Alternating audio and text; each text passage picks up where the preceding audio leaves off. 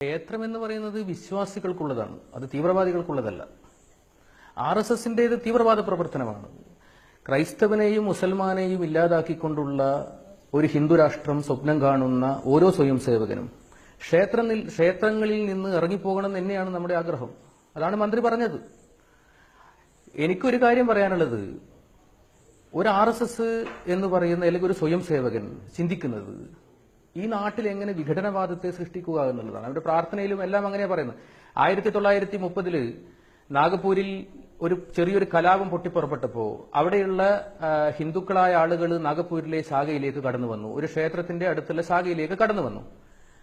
അവിടെ കടന്നു വന്ന സമയത്ത് ഈ ഡോക്ടർ ഹെഡ്ഗേവാർ, സ്ഥാപക നേതാവായ ഡോക്ടർ ഹെഡ്ഗേവാർ അവരോട് പറഞ്ഞു, നിങ്ങൾക്ക് ഞങ്ങൾ ആയുധം തരാം, നിങ്ങളും ഞങ്ങളുടെ കൂടെ നിൽക്കുക എന്ന് പറഞ്ഞിട്ട് മുസ്ലിമിനെ പരസ്യമായി ആക്രമിക്കാൻ വേണ്ടി ആയുധങ്ങൾ ശാഖയിൽ നിന്ന് അവിടുത്തെ ഓടി വന്ന ഹിന്ദുക്കൾക്ക് കൊടുക്കുക ചെയ്ത്. അല്ലാണ്ട് അവിടെ ഒരു സമാധാനം സൃഷ്ടിക്കാൻ വേണ്ടി പരസ്യമായ ചർച്ച നടത്തുകയല്ല ചെയ്ത്. അപ്പൊ സാംസ്കാരിക സംഘടന എന്ന് അവകാശപ്പെടുന്ന ഈ പ്രസ്ഥാനം ഇവിടുത്തെ ന്യൂനപക്ഷങ്ങളെ ഇല്ലാതാക്കാൻ വേണ്ടിയാണ് എന്ന് മനസ്സിലാക്കി കഴിഞ്ഞു. അതിന്റെ പ്രാർത്ഥനയിലും അതിന്റെ സംഘാഷ്ടകത്തിലും എല്ലാം അത് പറയുന്നുണ്ട്. ഹിന്ദുരാഷ്ട്രമാണ് നമ്മുടെ സങ്കല്പം. അങ്ങനെയുള്ള ഈ തീവ്രവാദ സങ്കേതത്തിന് എന്തിനു വേണ്ടിയാണ് ഈ ക്ഷേത്രങ്ങളിൽ സമാധാനം വിശ്വസിക്കുന്ന അല്ലെങ്കിൽ തന്റെ ദുഃഖം പറയാൻ വേണ്ടി വരുന്ന ആ ഭക്തന്റെ മുന്നിൽ ഈ ദണ്ഡയും നിയുദ്ധയും ഒക്കെയായി ദക്ഷയും ആരമിയെല്ലാം പറഞ്ഞിട്ട് എന്തിനാണ് അവരെ ഭീതി ഉണ്ടാക്കി ഭയപ്പെടുത്തി ഓടിക്കുന്നത്? എന്തിനാണ്? അതുകൊണ്ടാണ് ഞങ്ങൾ പറഞ്ഞത്, വിശ്വാസികൾക്ക് ക്ഷേത്രം വിട്ടുകൊടുക്കുക, തീവ്രവാദത്തിന് ഉള്ള സങ്കേതമല്ല എല്ലാ അമ്പലം എന്ന് ഓരോ സ്വയം സേവകനും ഓരോ സംഘ നേതൃത്വവും മനസ്സിലാക്കണമെന്നാണ് എനിക്ക് പറയാനുള്ളത്. ശ്രീ സുധീഷ്, ഇപ്പോൾ ശ്രീ ഹരിദാസ് പറയുന്നത് പോലെ ഏതാനും ചില ക്ഷേത്രങ്ങളിൽ 200ഓളം ക്ഷേത്രങ്ങളിൽ മാത്രമാണ് RSSന്റെ ശാഖകൾ ഉള്ളത്, മറ്റേതൊക്കെ പുറത്താണ്. അപ്പോൾ പിന്നെ ക്ഷേത്രങ്ങളെ ആയുധപ്പുരകളാക്കുന്നു എന്ന വാദത്തിന് എന്താണ് പ്രസക്തി? കുമ്മനം ചോദിച്ചതുപോലെ ഏത് ക്ഷേത്രത്തെയാണ് ആയുധപ്പുരയാക്കിയിട്ടുള്ളത്?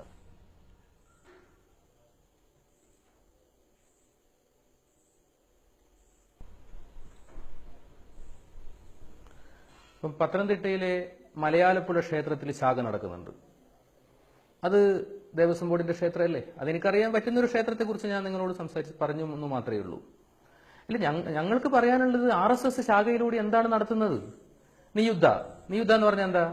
കൈകൊണ്ടും കാലുകൊണ്ടും എതിരാളികളെ കൊല്ലുക, അതിൽ ചുരിക പഠിപ്പിക്കും, S ആകൃതിയിലുള്ള കത്തി, ഇരുതല മൂർച്ചയുള്ള ചുരിക അതിൽ പഠിപ്പിക്കും. ദണ്ഡ എന്ന് പറഞ്ഞാൽ ദണ്ഡ മാത്രമല്ല, ഒരു വടി മാത്രമല്ല, അതിന്റെ കൂടെ വാളും പഠിപ്പിക്കുന്നുണ്ട്. അപ്പൊ എന്തിനു വേണ്ടിയാണ് ശാഖയിൽ ഇങ്ങനെയുള്ള അഭ്യാസമുറ ശാഖയിൽ പഠിപ്പിക്കുന്നത് എന്തിനാണ് എന്ന് അവർ ചിന്തിക്കണം. ഈ ശാഖ എന്തിനാണ് ക്ഷേത്രത്തിൽ നടത്തുന്നത് എന്ന് കൂടി അവർ ചിന്തിക്കണം. 200 ക്ഷേത്രങ്ങളിൽ അവിടെ വിശ്വാസികളില്ലേ, അവിടെ ഭക്തന്മാർ പോകുന്നില്ലേ? അപ്പോൾ അത് അവർ മറ്റൊരു സ്ഥലത്തേക്ക് മാറ്റട്ടെ, അവര് ആ ക്ഷേത്രം വിശ്വാസികൾക്ക് വിട്ടുകൊടുക്കട്ടെ. അതാണ് ഞങ്ങൾ പറയുന്നത്. അല്ല, ഞങ്ങൾ പറഞ്ഞിട്ടുള്ളത്, ഇപ്പൊ നമുക്കറിയാം, ഗുജറാത്ത് കലാപത്തിൽ ഏറ്റവും കൂടുതൽ വിളിച്ച ഒരു മുദ്രാവാക്യമുണ്ട്, ഓം കാളി ജയ് കാളി, രാഷ്ട്രശക്തി തേരേ നാം RSS. ഇത് ശാഖകളിലൂടെ നമ്മൾ കബഡി കളിക്കുന്ന സമയത്ത് ചൊല്ലാറുള്ള ഒരു മുദ്രാവാക്യമാണ്, അതൊരു ശീലാണത്. ഇപ്പൊ RSSന്റെ പ്രാർത്ഥന തുടങ്ങുന്നത് ഇങ്ങനെയാണ്. ഇപ്പൊ തുടങ്ങുന്നത് നമസ്തേ സദാവത്സലേ മാതൃഭൂമി. ഞാൻ അതിനെക്കുറിച്ച് പറയുന്നില്ല, വിശദീകരിക്കുന്നില്ല. അതിന്റെ ഒരു വരി തുടങ്ങുന്നത്, പ്രഭോ ശക്തിമൻ ഹിന്ദുരാഷ്ട്രാംഗ ഭൂത ഈശ്വര, ശക്തിമത്തായ ഹിന്ദുരാഷ്ട്രത്തെ ഇവിടെ സൃഷ്ടിക്കാൻ ത്വദീയായ കാര്യായ ബദ്ധാക്കടിയം, ഞാൻ അരയും തലയും മുറുക്കിയിരിക്കുന്നു, ശുഭാമാശിഷന്തേഹി തത്പൂർത്തേ, അതിനുവേണ്ടി അത് പൂർത്തീകരിക്കാൻ വേണ്ടി എന്നെ ആശീർവദിക്കൂ. അതായത് ഹിന്ദുരാഷ്ട്രം എന്നാൽ ഒരു സ്വയം സേവകന്റെ ബോധത്തിൽ വരുന്നത് ക്രിസ്ത്യാനികളും മുസ്ലിങ്ങളും ഇല്ലാതെ, ന്യൂനപക്ഷങ്ങളില്ലാതെ ഒരു ഭൂമികയാണ് അവരാഗ്രഹിക്കുന്നത്. അത് സൃഷ്ടിക്കപ്പെടുന്ന ഒരു ശാഖ, ആ ശാഖ തീവ്രവാദ കേന്ദ്രമല്ലേ? ലോകത്തെല്ലാ ആരാധനാലയങ്ങൾ കേന്ദ്രീകരിച്ച തീവ്രവാദം നടക്കുന്നത്. അതുപോലെ തന്നെ ഭാരതത്തിലും ഹിന്ദു തീവ്രവാദം എന്ന നിലയിൽ RSS സൃഷ്ടിക്കുന്നത് ഇത്തരം ക്ഷേത്രങ്ങളിലൂടെയാണ്. അതൊരിക്കലും അനുവദിക്കില്ല. അതിന്റെ വ്യാപനം നമ്മൾ കാണുന്നുണ്ട്. നേരത്തെ പറഞ്ഞല്ലോ, 5000 ശാഖ ഇവിടെ വർദ്ധിച്ചു എന്നൊക്കെ പറയുന്നുണ്ടല്ലോ. അതിൽ ഞങ്ങൾക്ക് വേദനയുണ്ട്. ഇവിടെ തീവ്രവാദം ശക്തി പ്രാപിക്കുന്നതും ഇവിടെ വിഘടനവാദം ശക്തി പ്രാപിക്കുന്നതും എല്ലാം നമ്മളൊരു വേദനയോടെ കാണുന്നു. അതിനെ ചെറുതായെങ്കിലും പ്രതികരിക്കുക എന്ന ലക്ഷ്യമാണ് ഇത്തരം പ്രവർത്തനങ്ങളിലൂടെ നമ്മൾ ചെയ്യുന്നത്. ക്ഷേത്രം എന്നത് വിശ്വാസികളുടേതാണ്. അത് എങ്ങനെയായാലും ഇപ്പം ഹരിദാസ് പറഞ്ഞു ഇവിടെ ഇപ്പോ പിന്നെ നിയുദ്ധം എടുക്കുന്നു, അതൊരു കുഴപ്പമില്ല. നിയുദ്ധം എന്ന് പറഞ്ഞാൽ വിനുവിന് അറിയോ എന്താ ഇതിന്റെ അർത്ഥം? ഞാൻ നേരത്തെ പറഞ്ഞല്ലോ, എതിരാളികളെ കൊല്ലാനാണ് നിയുദ്ധ. ദണ്ഡ എന്ന് പറഞ്ഞാൽ എന്താ? തലോടാനാ? ദണ്ഡ വലിയ വടി തലോടാൻ വേണ്ടിയാണോ? അതല്ല, എതിരാളികളെ കൊല്ലാൻ വേണ്ടിയിട്ടാ. നിങ്ങൾ അവരോട് ചോദിക്കേണ്ടത് ആരാണ് എതിരാളികൾ, ആരാണ് എതിരാളികൾ കൊല്ലാൻ. ഇപ്പൊ യോഗ പഠിപ്പിക്കുന്നത് ഓക്കെ, നമുക്ക് മനസ്സിലാക്കാം. വ്യായാമ യോഗ പഠിപ്പിക്കുന്നത് ശരിയാണ്, മനസ്സിലാക്കാം. എന്തിനാ നിയുദ്ധയും ദണ്ഡയും പഠിപ്പിക്കുന്നത്? എന്തിനാ ഇത്തരം അലറി വിളിക്കുന്നത്? ഓം കാളി, ജയ് കാളി, രാഷ്ട്രശക്തി, തേരാന എന്നൊക്കെ അലറി വിളിക്കുന്നത്?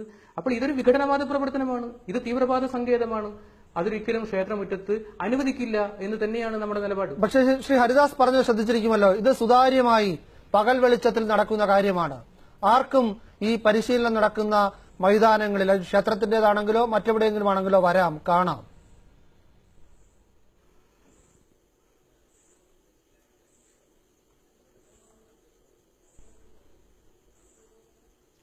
വിനു ഒരു ശാഖ ചോദിക്കുവോ?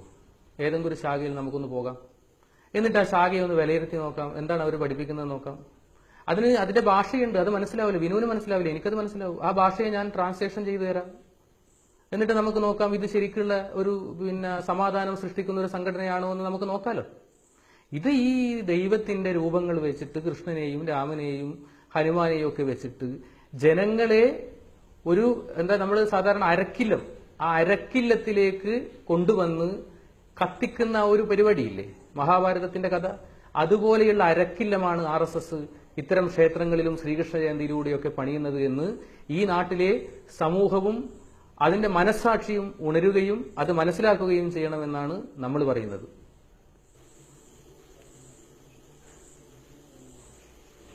അല്ല, ഇവർ ഈ ഹിന്ദുത്വത്തിന്റെ മൊത്ത കച്ചവടക്കാരാണോ RSS എന്ന് പറയുന്നത്? സ്വാമി വിവേകാനന്ദൻ പറഞ്ഞത്, എന്ന് ഹിന്ദു ഒരു മതമായി വ്യാഖ്യാനിക്കുകയും അതിനൊരു നേതൃത്വം ഉണ്ടാവുകയും ചെയ്യുന്നുവോ അന്ന് ആ സംസ്കാരം, ആ സംസ്കൃതി നശിച്ചു എന്നാണ് വിവേകാനന്ദൻ പറഞ്ഞത്. ഇവരെങ്ങനെ മൊത്തക്കച്ചവടക്കാരാവും? ഈ ഹിന്ദുവിനെ കുറിച്ചും ഹിന്ദുത്വത്തെക്കുറിച്ചും പറയാൻ ഇവർക്ക് എന്താണ് അധികാരം? കാവി എന്ന് പറയുന്നത് ഹിന്ദുത്വത്തിന്റെ പ്രതീകമാണോ? കാവി ആദ്യമായി രാമായണത്തിൽ ധരിച്ചത് രാവണൻ സീതയെ തട്ടിക്കൊണ്ടുപോകുന്ന സമയത്താണ് കാവി ധരിച്ചത്. അപ്പോൾ കാവി എന്ന് പറയുന്നത് ഹിന്ദുത്വത്തിന്റെ പ്രതീകമെന്ന് പറയാം, അത് ഗോപാലകൃഷ്ണന്റെ വിവരക്കേടാണ്. പിന്നെ മറ്റൊരു കാര്യം പറയുന്നത്, നമ്മളെ സംബന്ധിച്ചിടത്തോളം നമുക്ക് പറയാനുള്ളത്, ഒരു തരത്തിലുമുള്ള ആയുധ പരിശീലനവും ക്ഷേത്ര സംബന്ധിയായോ ക്ഷേത്ര മതിൽക്കെട്ടിനകത്തോ നടത്താൻ ഞങ്ങൾ അനുവദിക്കില്ല. RSS എന്ത് പറഞ്ഞാലും ഞങ്ങൾ പറയട്ടെ, RSS എന്താ ശരിക്കും ശാഖ ചെയ്യുന്നത്? എന്താണ് ഹിന്ദുരാഷ്ട്രം? വിനു ചോദിച്ചു നോക്ക്, എന്താണ് ഇവരുടെ ഹിന്ദുരാഷ്ട്രം? ഇവിടുത്തെ മുസൽമാന്റെയും ക്രൈസ്തവന്റെയും അവസ്ഥ എന്തായിരിക്കും? നിങ്ങൾ പറഞ്ഞു നോക്ക്, നിങ്ങളൊന്ന് ചോദിച്ചു നോക്ക്. അതിനൊരു വ്യാഖ്യാനം ഇവർക്ക് തരാൻ പറ്റില്ല. ഇവർക്ക് ഇങ്ങനെ പരിഹസിക്കാനും ഇവർക്ക് ആശയമില്ല. ഇവരുടെ കയ്യിൽ ആയുധമാണുള്ളത്. ആശയമില്ലാതെ ആയുധം കൊണ്ട് എത്ര കാലം ഇവർക്ക് ഈ ലോകത്തെ പിടിച്ചെടുക്കാൻ കഴിയും? അതൊന്നും സാധ്യമല്ല. ഞങ്ങൾ അന്നും ഇന്നും എപ്പോഴും പറയുന്നത്, ഇവിടെ ഹിന്ദുത്വ കാർഡിറക്കി ഈ നാട്ടിലെ ജനങ്ങളെ പറ്റിച്ചിട്ട് ഈ നാട്ടിലെ ന്യൂനപക്ഷങ്ങൾക്കെതിരായി അവർക്ക് ആയുധങ്ങൾ കൊടുക്കുന്ന ഈ പരിശീലന കളരി ഈ ക്ഷേത്രങ്ങളിൽ നിന്ന് സ്വൈര്യമായി ഒരു ഭക്തന് അവിടെ പോയി അവന്റെ പരിഭവങ്ങൾ പറയാനുള്ള, വേദനകൾ പറയാനുള്ള ആ ക്ഷേത്രങ്ങളിൽ നിന്ന് ഒന്ന് ഒഴിവാക്കി തരണമെന്നേ നമ്മൾ പറഞ്ഞിട്ടുള്ളൂ. ഒരിടവേളയ്ക്ക് ശേഷം ഭയക്കുന്നത്